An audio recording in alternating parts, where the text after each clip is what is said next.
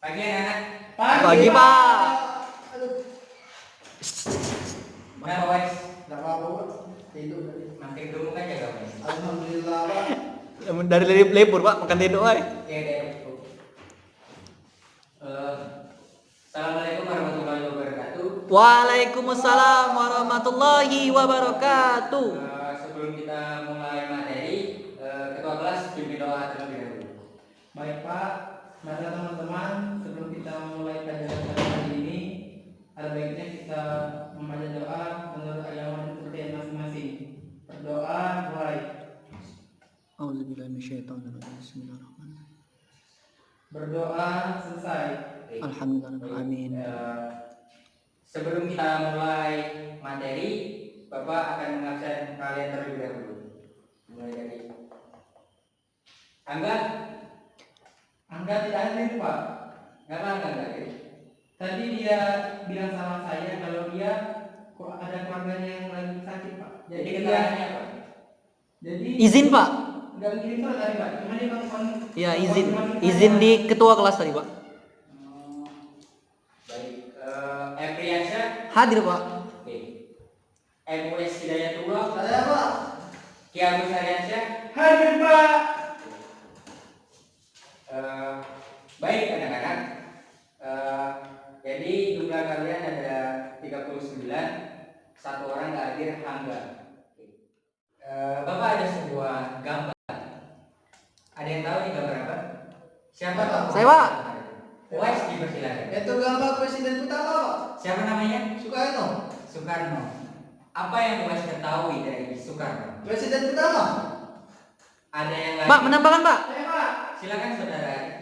Di sini sekarang itu adalah Bapak Proklamator Kemerdekaan Indonesia, Pak. Benar sekali. Epriansyah. Lah sudah diambil ke Ari, Pak. Oh, kamu jangan hanya sekedar mengcopy paste jawaban orang lain, tapi hidup itu harus punya pendirian. Pri. Iya, Pak. Tadi mau menjawab proklamator, Pak. Oh, ya, cukup. Iya, Pak. Ini bendera apa? Saya, Pak. Epri. Malaysia, Pak. Nah, kali ini kamu benar. Saya, Pak. Mirip Amerika Serikat. Oh, Amerika Serikat dengan Malaysia emang negara yang sama-sama berkoloni dengan Inggris di sejarahnya. Jadi Bapak akan menjelaskan kepada kalian korelasi antara kedua gambar ini. Apakah sebelum Bapak menjelaskan kalian ada yang mengerti apa maksud dari kedua gambar ini? Tidak, Pak. Tidak. Soekarno dibuang ke Malaysia kalau, Pak. Oh, kamu ini mengada-ngada. Tapi Kakak sangat setuju dengan kamu. Karena kamu sangat percaya diri sekali menjawab. Iya, Pak. Meskipun jawaban kamu salah. Iya, Pak. Oke. Jadi anak-anak, korelasi antara Bung Karno dengan Malaysia itu sangat erat kaitannya dengan peristiwa sejarah negara kita. Yang mana peristiwa yang terjadi tersebut dikenal dengan nama konfrontasi Malaysia. Di balik peristiwa ini, pada saat terjadinya peristiwa ini, Malaysia yang pada saat itu bernama Federasi Malaya berupaya untuk mengajak negara Brunei Darussalam, Sabah dan Sarawak serta Singapura untuk membentuk suatu negara yang diberi nama Federasi Malaysia di bawah naungan pemerintahan Britania Raya. Hal ini memicu amarah dari Bung Karno selaku presiden pertama kita yang mengatakan apabila Federasi Malaysia tersebut terbentuk itu sama saja menguatkan kedudukan Inggris di Malaysia. Hal ini menyebabkan kedaulatan Indonesia terancam. Itu juga Bung Karno pernah berkata bahwasanya ini merupakan bentuk baru dari imperialisme. Bung Karno itu merupakan sosok yang sangat orator. Dia bisa berkata, berlantang dan menyemarakan semangat rakyatnya. Seperti ketika peristiwa konfrontasi Malaysia ini kita mengenal dengan sebutan Ganyang Malaysia. Hal itulah yang masih terjadi hingga saat ini ketika Indonesia dengan Malaysia sedang terjadi konflik, baik itu konflik yang masalah klaim budaya, klaim wilayah, serta konflik yang melibatkan masyarakatnya seperti yang terjadi di dalam dunia olahraga. Kita mendengar apa, Wes? Termasuk sepak bola. Nah, dalam sepak bola juga sering terjadi kata-kata ganyang Malaysia karena masyarakat Indonesia dengan Malaysia terkenal dengan rivalitasnya yang tinggi. Dengan peristiwa ini, Bapak akan membacakan pidato dari Bung Karno yang menyuruhkan kita untuk mengganyang Malaysia pada saat itu. Pidatonya adalah, kalau kita lapar itu biasa, kalau kita malu itu juga biasa. Namun kalau kita lapar atau malu itu karena Malaysia, kurang ajar. Kerahkan pasukan ke Kalimantan. Kita hajar seluruh nelayan itu. Pukul dan sikat, jangan sampai tanah dan udara kita diinjak-injak oleh Malaysia ke barat itu. Doakan aku bakal berangkat ke medan juang sebagai patriot bangsa, sebagai martir bangsa, dan sebagai peluru bangsa yang enggan diinjak-injak harga dirinya. Serukan ke seluruh pelosok negeri bahwa kita akan bersatu untuk melawan kehinaan ini. Kita akan membahas perlakuan ini dan kita tunjukkan bahwa kita masih memiliki gigi dan tulang yang kuat, dan kita juga masih memiliki martabat. Ayo kita ganyang Malaysia.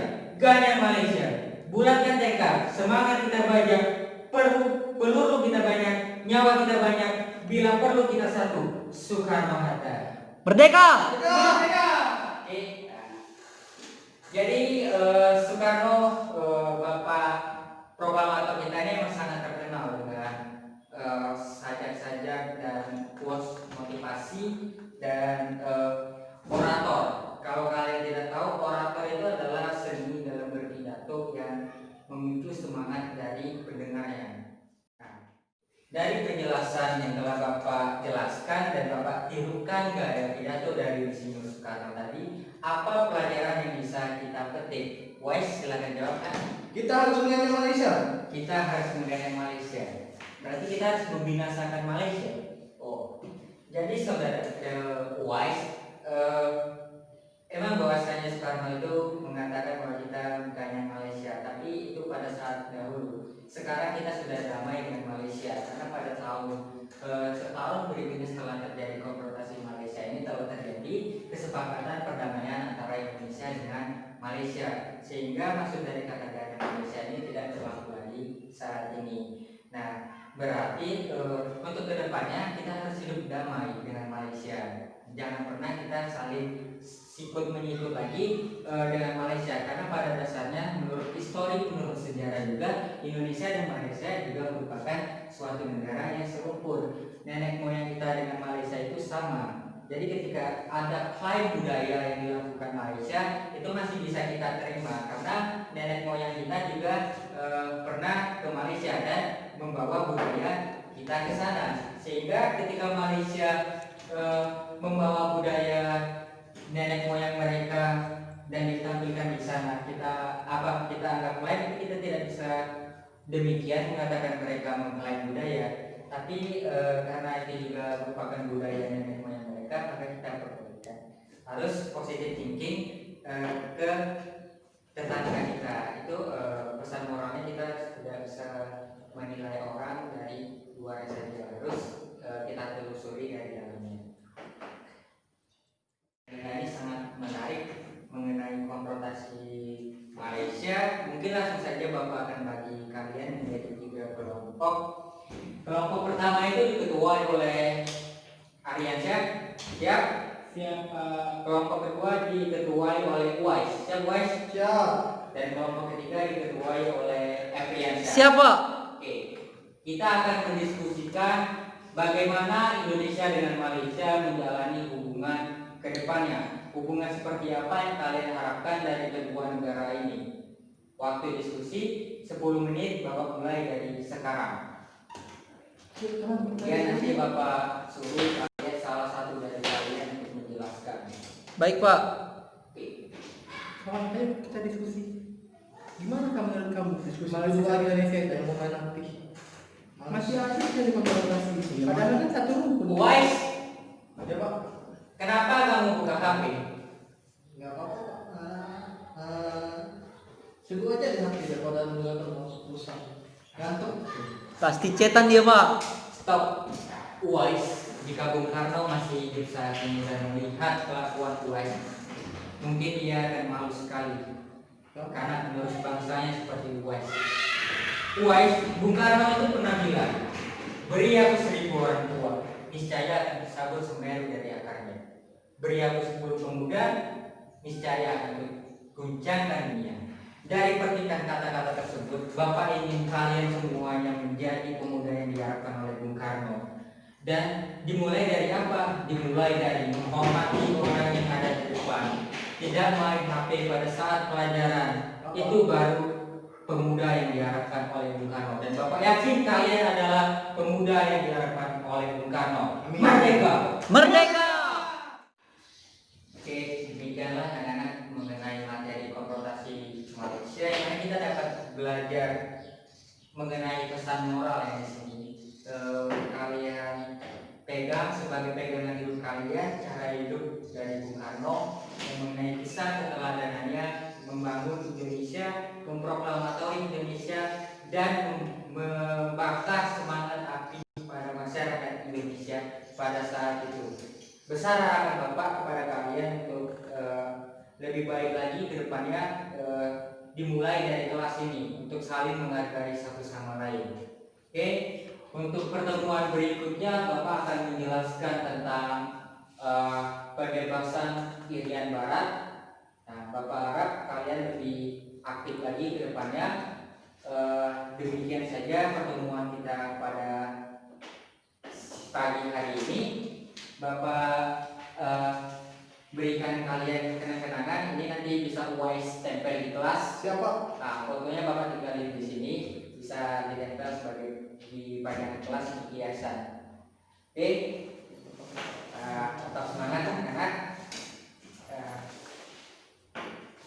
Pertemuan kita masih banyak dan Bapak harap kalian tidak bosan mendapatkan pelajaran dari Bapak, karena kedepannya akan banyak pidato-pidato dari tokoh kita yang akan Bapak tirukan nanti. Ya, Bapak akhiri. Wassalamualaikum warahmatullahi wabarakatuh. Waalaikumsalam warahmatullahi wabarakatuh.